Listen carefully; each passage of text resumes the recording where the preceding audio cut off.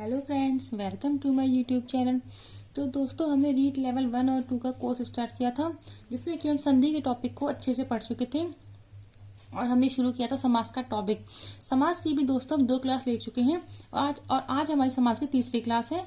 तो इस क्लास में आज हम पढ़ेंगे कर्मधारय समास के बारे में। तो दोस्तों, क्लास स्टार्ट करते हैं। Let's start. सबसे पहले हम देखते हैं कर्मधारय समास होता क्या है।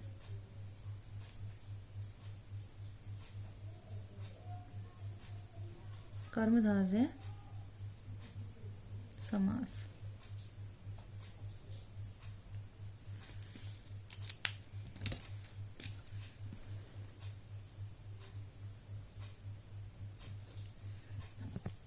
देखिए दोस्तों, कर्मधारय समास जिस समास में पहला पद विशेषण होता है और दूसरा पद विशेष्य अथवा उपमान उपमेय होता है, उसे कर्मधारय समास कहते हैं। विशेषण और विशेष्य। विशेषण क्या है हमारा? जो विशिष्टता बताई जाती है, और विशेष्य क्या है? जिसकी विशिष्टता। जैसे कि आम मीठा है। मीठा क्या है? हमारा विशेषण है। और विशेष्य क्या है? हमारा आम, क्योंकि विशेषता किसकी बताई है? हमारे आम की। इस समास का विग्रह करते समय विशेषण विशेष्य होने पर दोनों पदों के मध्य है जो शब्द लगाते हैं। उपमान उपमेय होने पर के समान तथा उपमेय उपमान होने पर रूपी शब्द लगाया जाता है। मतलब क्या है दोस्तों? जैसे मान लो हमने कोई शब्द लिया, उसका हमें करना समास विग्रह। अगर मान लो उस समास में विशेषण और विशेष्य है, तो विग्रह करते समय लगाएंगे हम है जो शब्द। अगर उपमान और उपमेय है तो लगाएंगे हम के समान, और यदि उपमेय उपमान है तो लगाएंगे हम रूपी शब्द। अब देखिए, उपमेय क्या होता है, उपमान क्या होता है? उपमेय क्या होता है? जिसकी तुलना की जाती है, और उपमान जिससे तुलना की जाती है। जैसे कि हमने लिया चंद्रमुखी। अब इसमें तुलना किससे कर रहे हैं? मुखी कर रहे हैं। और किससे कर रहे हैं? चंद्रमा से कर रहे हैं। तो चंद्रमा क्या है? हमारा उपमान है, और मुख क्या है? हमारा उपमेय है। एग्जाम्पल समझते हैं हम इस चीज को एक बार। देखिए,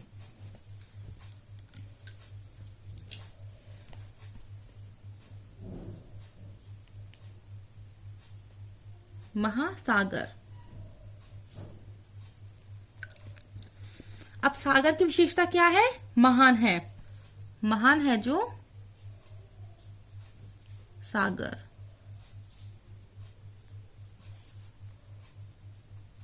महासागर महान है जो सागर।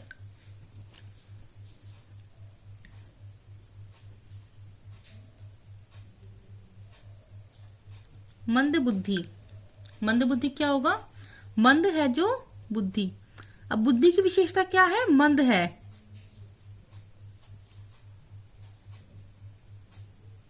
मंद है जो बुद्धि। और देखिए,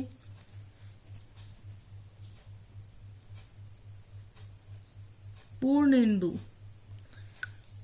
पूर्ण है जो इंदु। इंदु क्या होता है? चंद्रमा। पूर्ण है जो इंदु, मतलब कि पूर्णमासी की रात। और देखिए, महर्षि। महान है जो ऋषि। अब ऋषि की विशेषता क्या है? महान। महान है जो ऋषि। विशेषण और विशेष्य। अब देखिए, कनक लता। कनक लता, इसका क्या होगा? कनक के समान लता। कनक के समान लता। अब ये तो क्या है हमारा?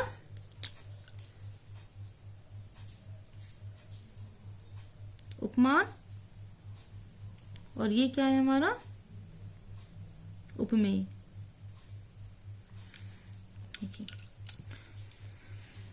कनक के समान लता। तुलना किसी कर रहे हैं? हम लता की कर रहे हैं। और किससे कर रहे हैं? कनक से कर रहे हैं। तो कनक क्या है? उपमान है, और लता क्या है? हमारी उपमेय है। कनक के समान लता। और देखिए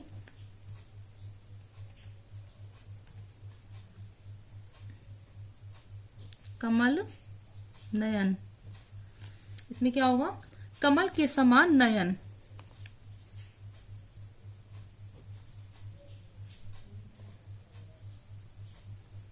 कमल के समान नयन। नयन की तुलना करी है, किससे करी है? कमल से। तो नयन क्या है? उपमेय है, और कमल क्या है? उपमान है। और देखिए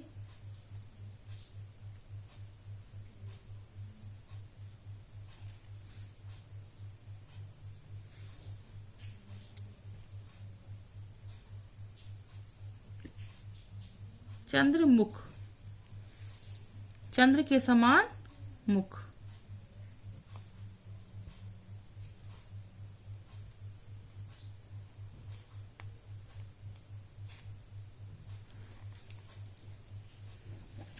अब देखिए हमने लिया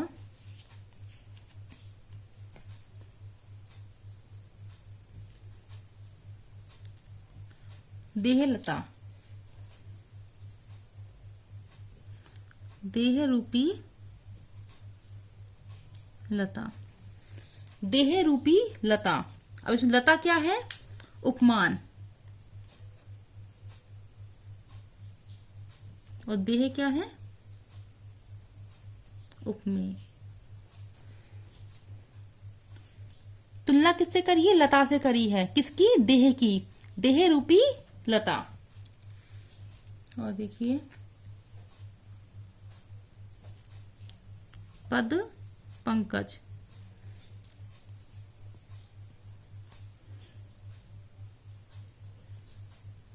पद रूपी पंकज।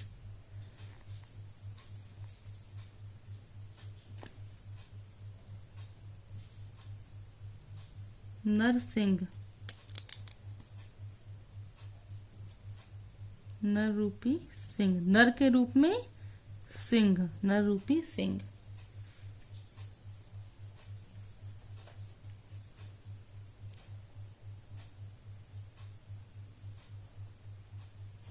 तो ऐसे हमारे ये हो गए हमारे कर्मधारय समास के एग्जाम्पल्स पूरे। अब हम पढ़ते हैं द्विगु समास। देखिए द्विगु समास किसे कहते हैं?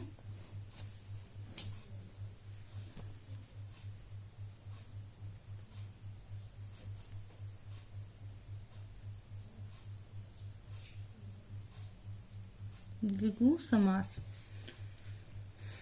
परिभाषा लिखते हैं एक बार इसकी।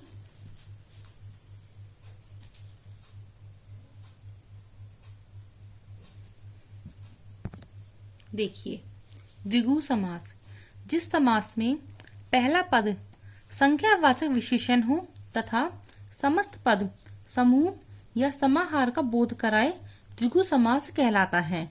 इसमें क्या होता है दोस्तों कि जो पहला पद होता है वो होता है हमारा संख्यावाचक विशेषण, और जो पूरा पद होता है वो हमें समूह का बोध कराता है। एग्जाम्पल्स देखते हैं हम इसे एक बार। देखिए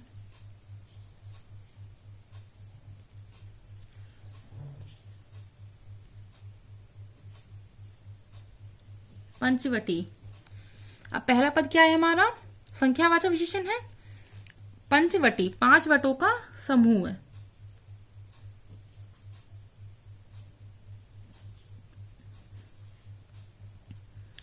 अब इसने किसका बोध कराया? एक समूह का बोध कराया। इस पंचवटी शब्द ने पूरे समूह का बोध करा दिया, तो इसमें होगा हमारा द्विगु समास। और देखिए शताब्दी। शताब्दी क्या होती है? 100 वर्षों का समूह।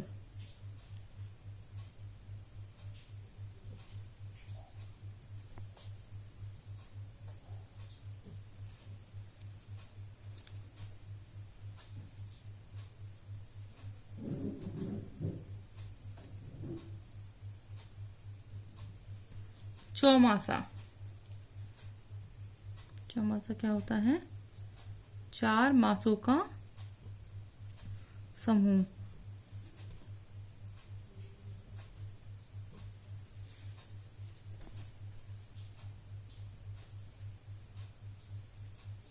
चतुर्वेदी।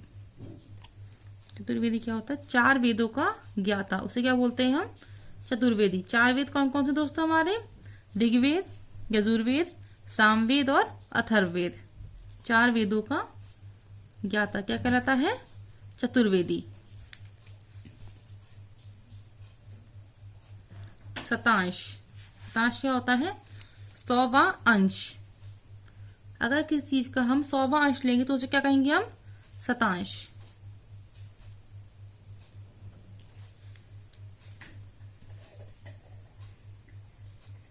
तिबारा, तिबारा क्या होता है? 3 बार का समूह, 3 बारों का। और बारो क्या होता है दोस्तों? बारो होते हैं द्वार। बारो क्या होते हैं? हमारे ब्रैकेट में लिख देते हैं द्वार। 3 द्वारों का समूह क्या कहलाता है? तिबारा।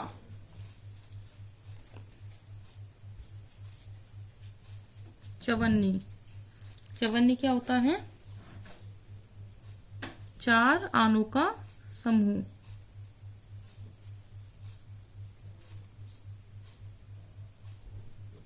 हो गया हमारा चवन्नी। तो इस तरह से। और दिगु दोस्तों, अगर हमसे कोई दिगु समास का ही समास विग्रह पूछे तो हम क्या करेंगे? दिगु क्या होता है? 2 गायों का समूह।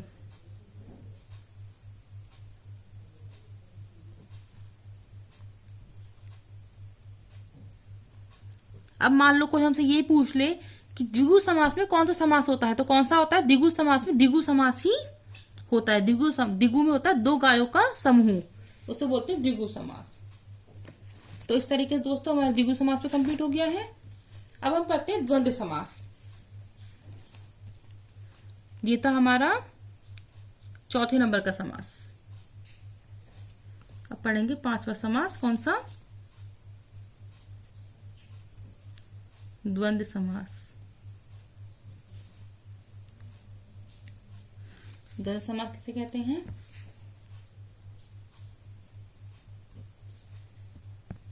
देखिए दोस्तों, द्वंद्व समास जिस समास में दोनों पद प्रधान होते हैं उसे कहते हैं द्वंद्व समास। इस समास में 2 पदों के मध्य से और, या, एवं शब्दों का लोप होता है। मतलब क्या होता है दोस्तों? इसमें हमें कोई पद दिया, उसमें से हमें और, या फिर एवं शब्दों को क्या होता है? लोप हो जाता है। एग्जाम्पल देखिए अभी सीखते हैं। इसके दोस्तों 3 प्रकार होते हैं। पहला है हमारा इतरेतर, विकल्पक और समाहार बंद द्वंद्व समास। तो देखते हैं हम इसे एग्जाम्पल से समझते हैं एक बार इसको। जैसे हमने लिया दिन रात, समास विग्रह क्या होगा इसका? दिन और रात।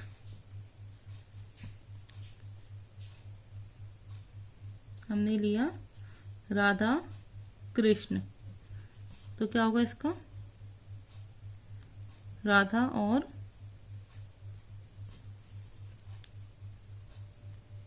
कृष्ण।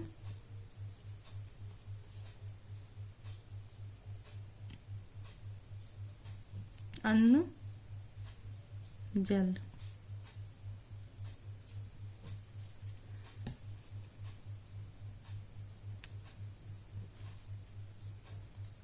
एक बात तो दोस्तों, जो इस द्वंद्व समास होता है इसमें तो दोनों पद होते हैं, ये योजक चिन्ह से जुड़े हुए होते हैं। ये मैं यहाँ लिखना मेंशन करना भूल गए, तो आप जरा ध्यान रख लेना इस चीज को कि द्वंद्व समास में दोनों पदों के मध्य जो चिन्ह होता है उसे कहते हैं योजक चिन्ह। और देखिए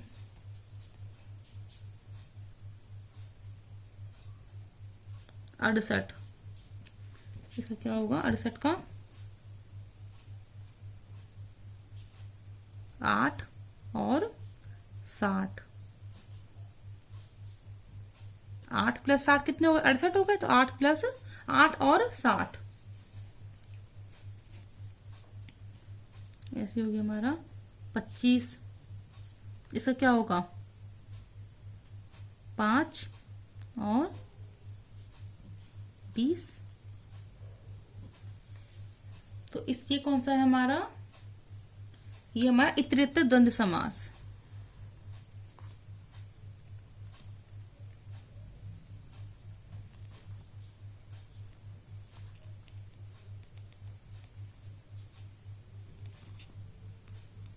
तृतीय द्वंद्व समास। इसमें क्या होता है, और शब्द का लोप होता है दोनों पदों के मध्य। और देखिए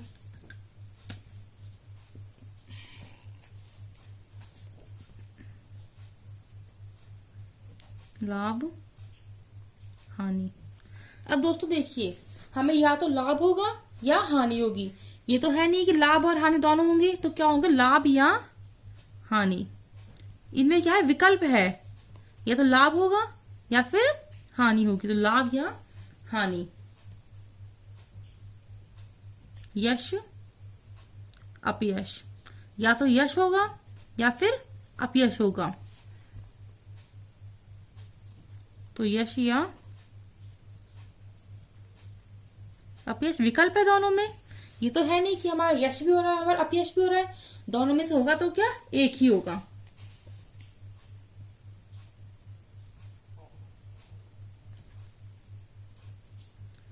धर्माधर्म, धर्म या अधर्म, या तो धर्म होगा या फिर क्या होगा, अधर्म होगा।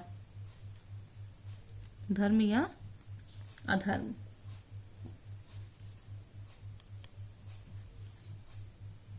पाप पुण्य, या तो पाप होगा या पुण्य होगा। पाप या पुण्य। ये कौन सा हमारा विकल्प है, या तो पाप होगा या पुण्य होगा, धर्म होगा या अधर्म होगा, यश होगा या अपयश होगा, और लाभ होगी या हानि होगा। तो ये कौन सा हमारा विकल्पक द्वंद्व समास।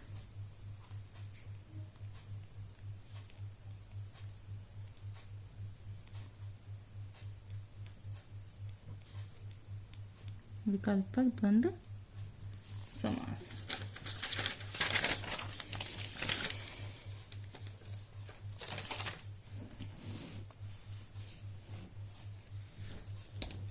अगला देखिए,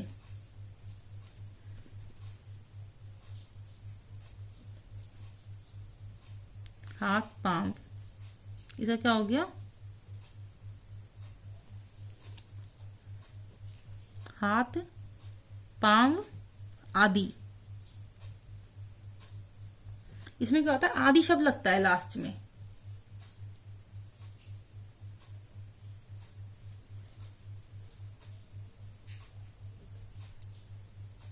फल फूल, इसका क्या होगा, फल फूल आदि।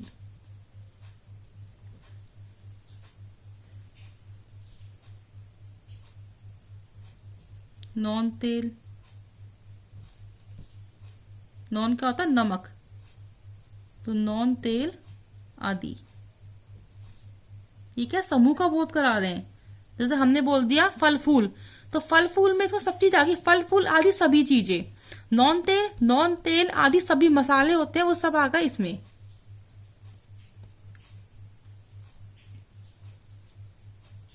जैसे हम बोल देते हैं चाय वाय, हम कहते हैं चाय वाय पिला दो, तो इसका मतलब क्या होगा, चाय आदि।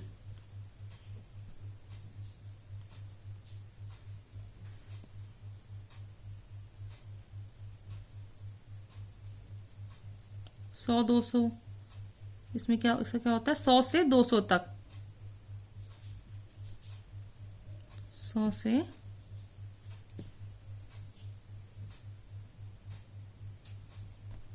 200 तक। इसमें क्या है, पूरे समूह का बोध कराते हैं, तो ये होता है समाहार बंध।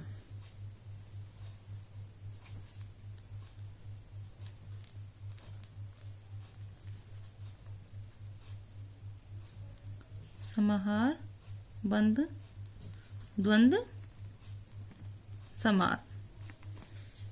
तो दोस्तों इस तरीके से हमारे द्वंद्व समास भी कंप्लीट होता है। और हम पढ़ते हैं समास का लास्ट टॉपिक, कौन सा, बहुव्रीहि समास। कौन सा नंबर का, ये हमारा छठा।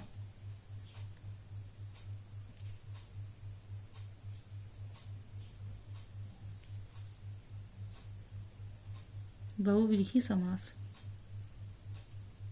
तो दोस्तों बहुव्रीहि समास कौन सा समास होता है, देखिए।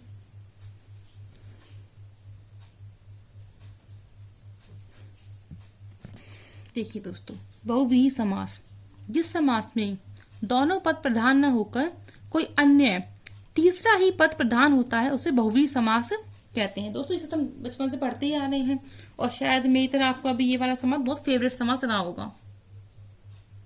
तो देखिए बहुव्रीहि समास क्या होता है, जैसे लंबोदर। लंबोदर क्या होता है, लंबा है उदर जिसका।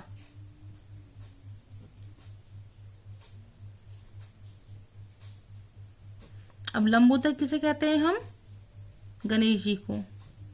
तो इसमें क्या होता है दोस्तों, हम ब्रैकेट में यहाँ पर लिखते हैं कि ये किसके लिए कह रहे हैं, गणेश के लिए।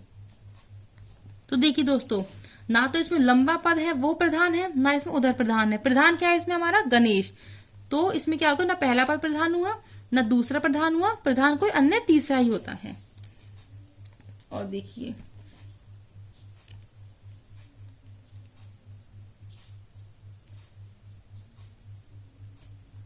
चक्षुश्रवा।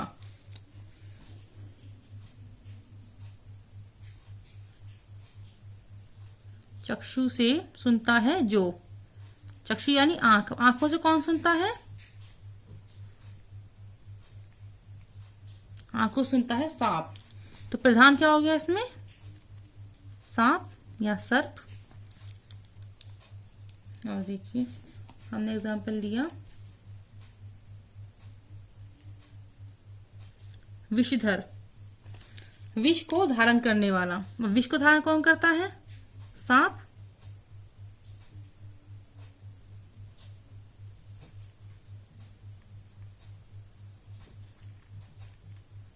इसमें प्रधान क्या हो गया, सांप या फिर सर्प, बात एक ही है।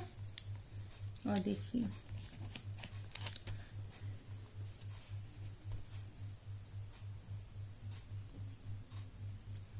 वीणा पाणी। वीणा है जिसके हाथों में, पानी क्या होता है, हाथ। तो वीणा किसके हाथों में, वीणा है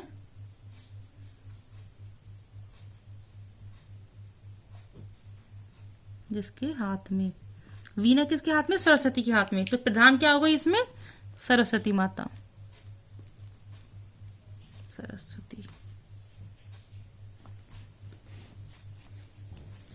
और देखिए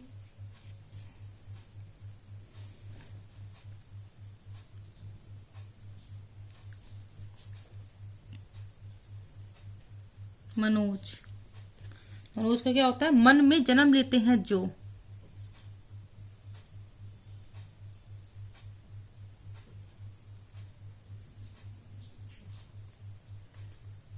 मन में जन्म लेते हैं जो।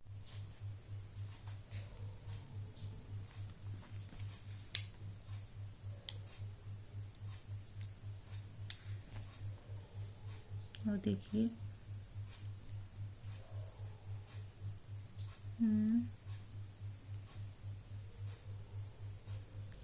श्रीश।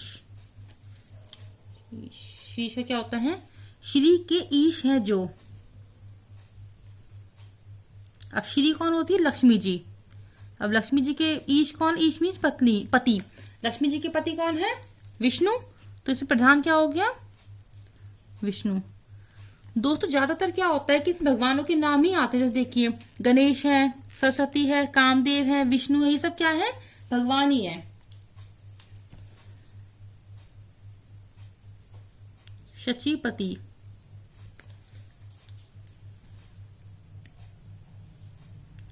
शची के पति है जो। शची कौन होती, इंद्राणी। अब इंद्राणी के पति कौन होंगे, इंद्र। तो शची के पति है जो, कौन है, इंद्र भगवान।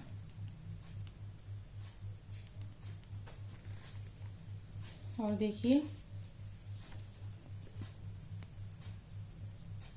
उमापति।